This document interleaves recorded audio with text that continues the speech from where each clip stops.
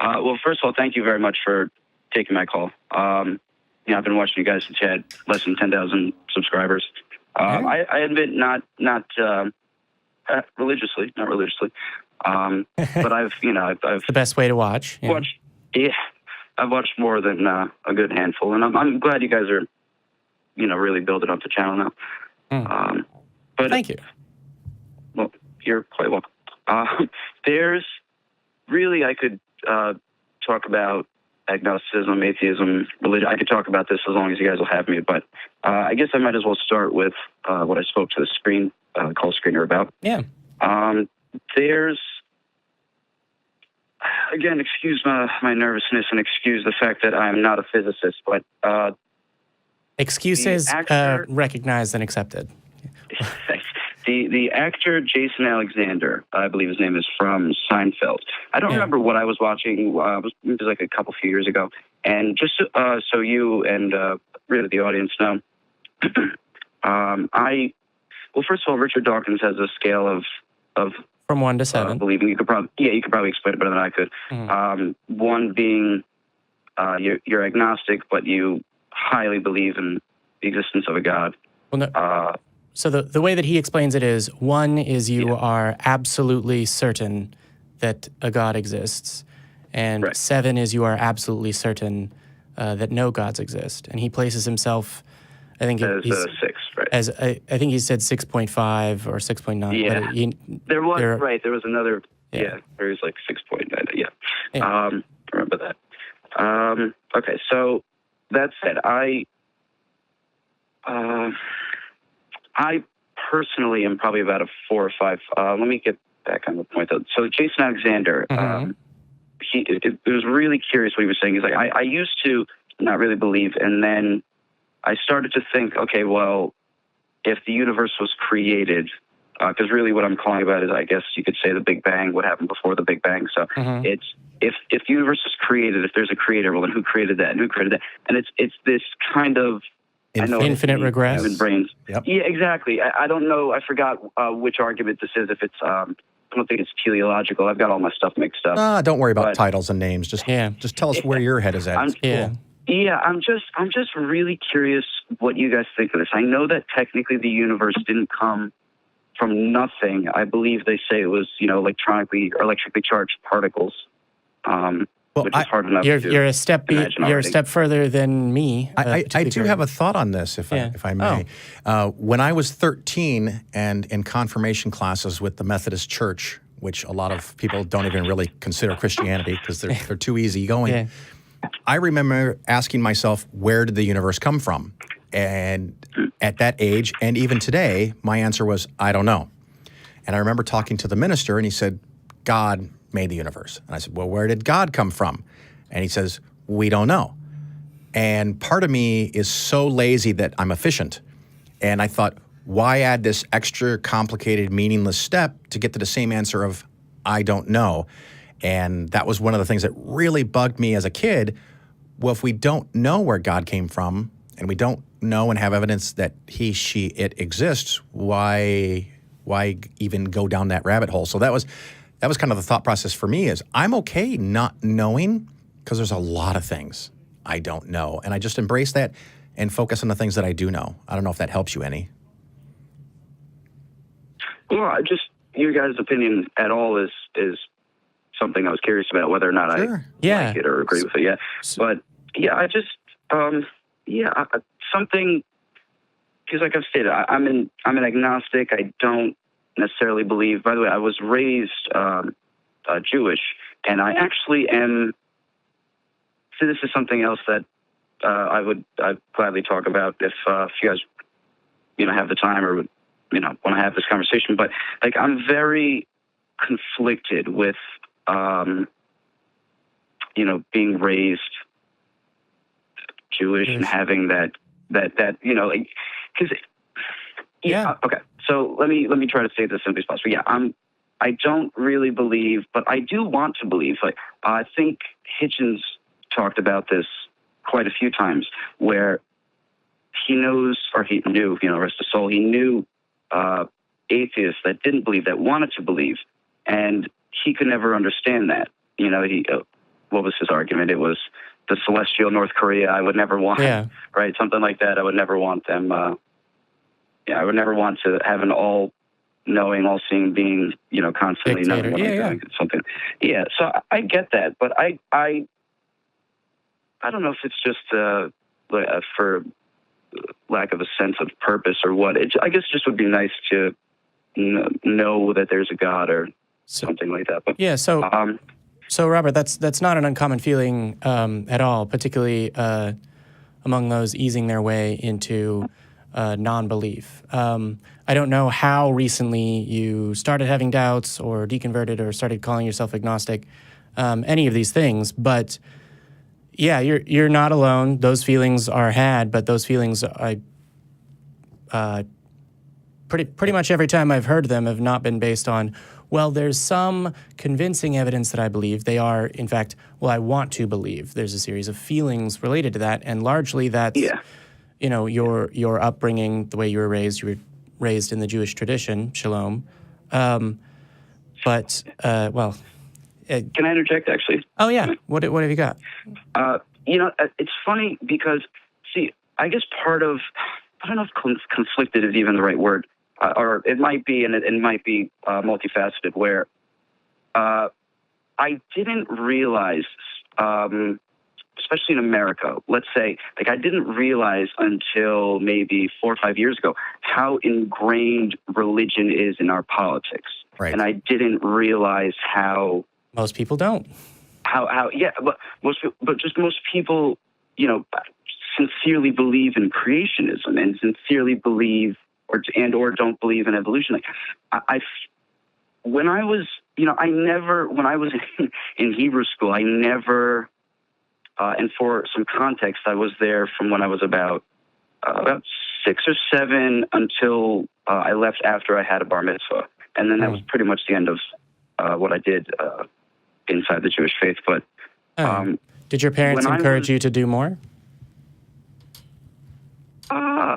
Not really. I mean, it was mainly because of my grandfather, who was Orthodox, or actually, I believe he was Orthodox at one point, and then perhaps just became kind of ultra conservative, because we were our Reformed Jews. So, thumbs up for rock and roll, I suppose.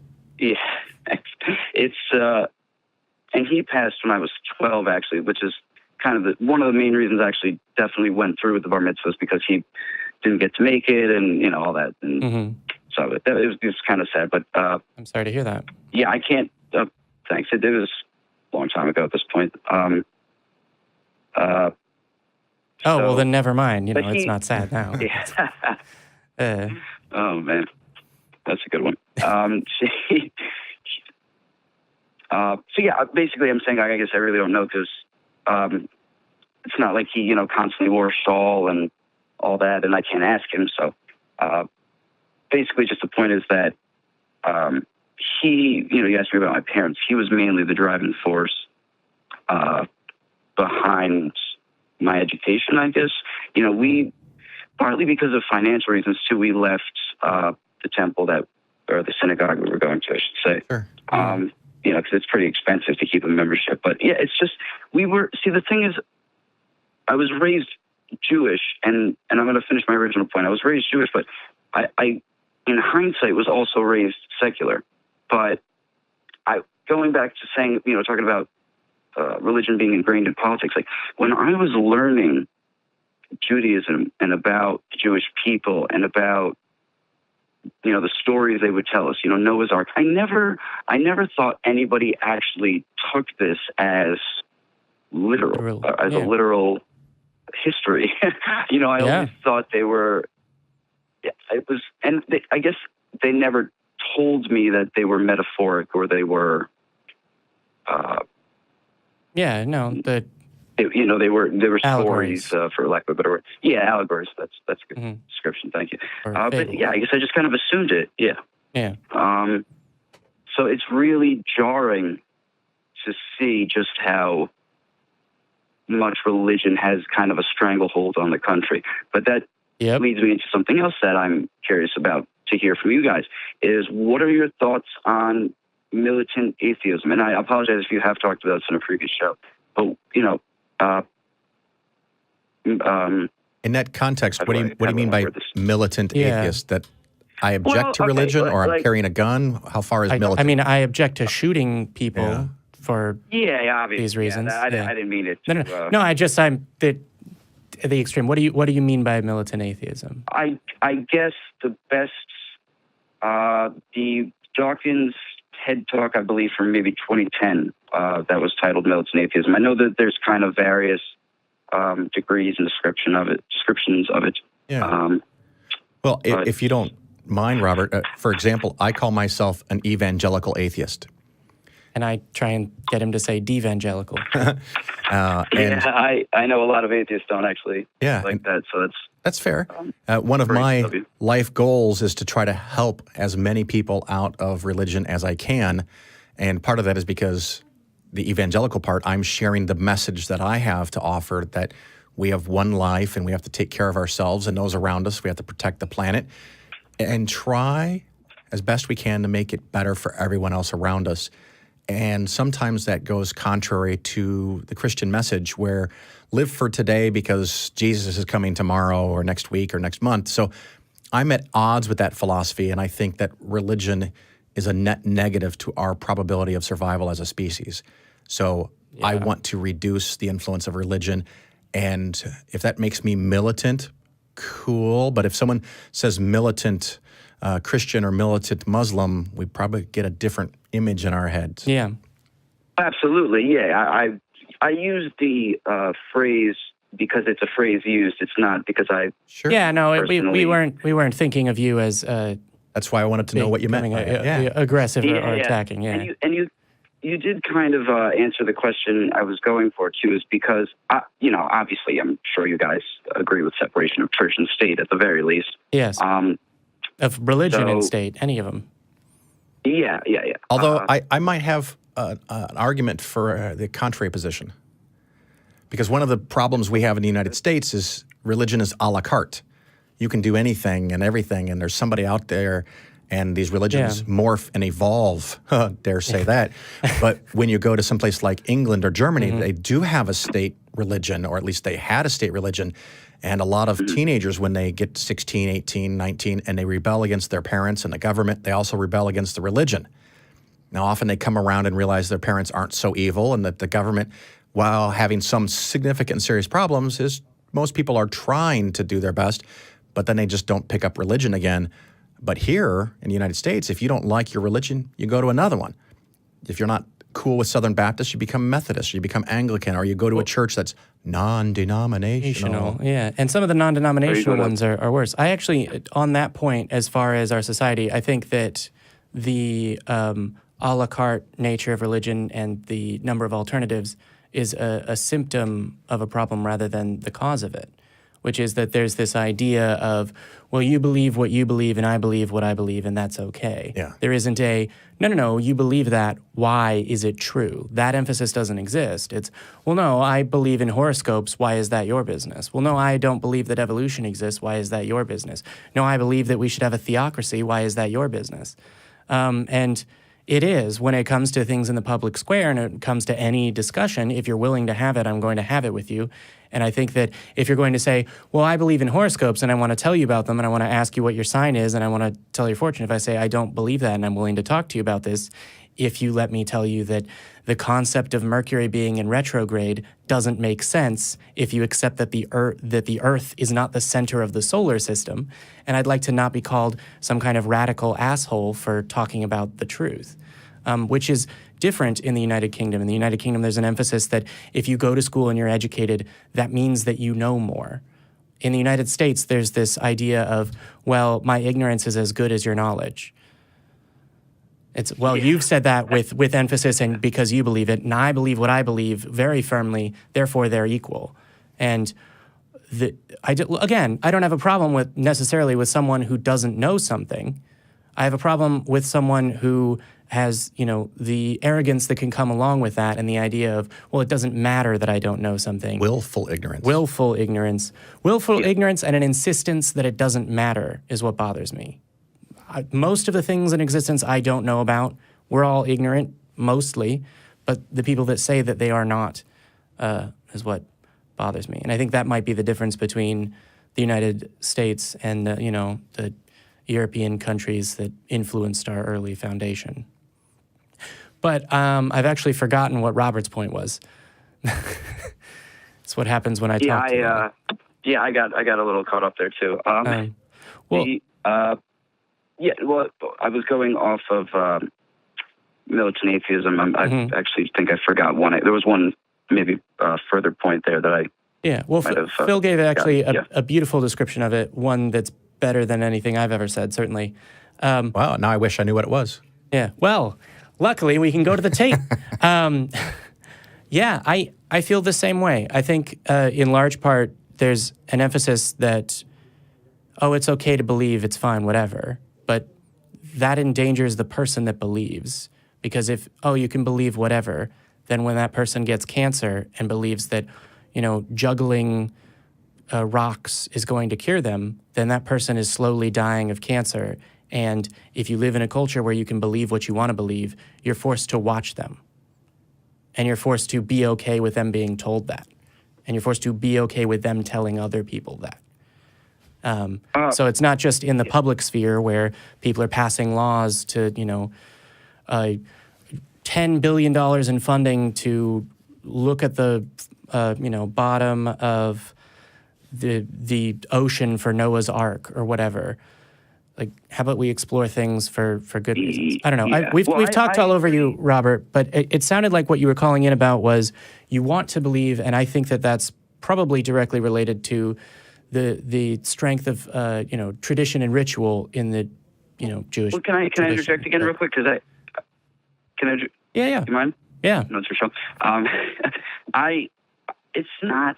I want to believe, but the thing is that I like facts. Okay, and if the truth is that there is no God, then there is no God. But I guess I would just like to believe, just because it would be nice to know that there's an afterlife or some sort of heaven. I mean, I know it's very. I like living. I want to do more of it.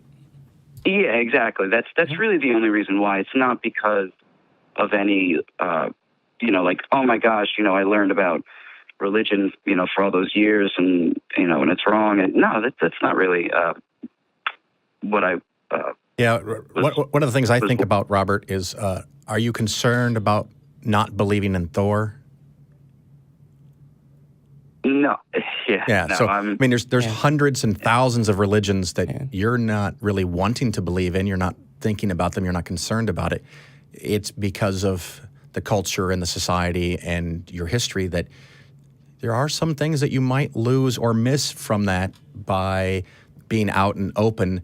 And that's just an unfortunate part of what religion does to kind of try to keep you in. So you got to figure out how can you get as much of the good stuff out of it you can without taking along the bad stuff. And it can be quite a journey. That's a great point, because I've watched videos, where people try to, I guess you could say, either debunk or what have you, where, some parents will say, oh, well, I only teach my children the good parts about religion. And I forget what those videos have said, basically. But, it's, you can't really sift out the good from the bad. And if you're teaching children that religion is true and they should believe it, even though there isn't sufficient evidence. No, just the values. Just no, you're not. Morality. Use Aesop's fables. One thing I was going to ask too is about. I was going to ask about your guys' thoughts on. And again, I apologize if you talked about this in a previous show, but about because this is actually somewhere I really am stuck, and I see the arguments on both sides, but about not just our country being founded or being based on Judeo-Christian values. Which country is that? Yeah, sorry, which country was that? The United States. It's not. It's not. But what was the point you were gonna? Yes, and that's what I'm saying. Like, I understand. I understand that. Yeah. Thomas Jefferson. I've put. Listen, I'm no philosopher. I'm certainly. No, but I'm trying to just remember here from a few speeches I saw Hitchens give about Jefferson, where he wasn't a theist. Some people like to try to prove that, but when discussing things, the inalienable rights, I understand the arguments that our country is not. I say, you guys are in Texas, right? When I say our. Yeah. Well, I am today. Yeah. Well. Okay. Yeah. Yeah. Phil is also an American. Chicago. Yeah. Well, yeah. Oh, okay. So what I will say is whether or not the founding fathers were religious is not really relevant to the founding of the country, because they wanted desperately to separate it from individuals and kings, and the influence of Enlightenment thinkers, Locke and Rousseau and others, is plain and apparent in the way that they wrote, among other things, the Constitution of the United States and the amendments thereto. They wrote it explicitly as a document that would separate religion from government, which is not a Judeo-Christian value at all. No, that's true. That's absolutely true. That's not necessarily what I'm disputing. And I'm sorry if I'm not. Oh, it's all good. No, you're fine. And sometimes we jumped in the middle of your. Yeah, sometimes it just comes down to we use the words that we hear in our daily lives, the Judeo-Christian. I don't even know what Judeo-Christian means, because Jews aren't Christians. Yeah, I was going to say, it means, let's sound less anti-Semitic while pushing this. Basically. Yeah. So we use words, and we're just a little more sensitive to it because we don't think it's an accurate representation, but we understand. Am I correct in saying that, though, that the Old Testament is basically the same for Christians and as far Judaism? as far as I'm aware, Christians don't have the Talmud or other documents, but I learned about this from a Catholic high school. So there's some things that I've since learned. Oh wow, that piece of history has a very different context when you. Well, and like for example, Islam generally accepts that Jesus existed, but we don't say Judeo-Christian Islamic values. Yeah. Why is that? Okay. Yeah, that's just because it's not part of our culture. Yeah. So you were talking about you were worried because the country, and then you said founded on Judeo-Christian values. But what was the question that you were trying to get to before we jumped in? Well, I guess because I understand that if this is what I think you're referencing, it wasn't whether or not the founding father. I mean, obviously, like you said, they wanted to be, they didn't want a king. They wanted, obviously, separation from church and state, which I think is fantastic. But and this goes back to what I was trying to talk to you guys about militant atheism, where I am also kind of, I admit I enjoy more than the occasional Ben Shapiro clip. We do see eye to eye on certain fiscal issues and on certain social issues. And because he is Jewish, I guess there's some sort of connection there, just religiously in some sense. But I'm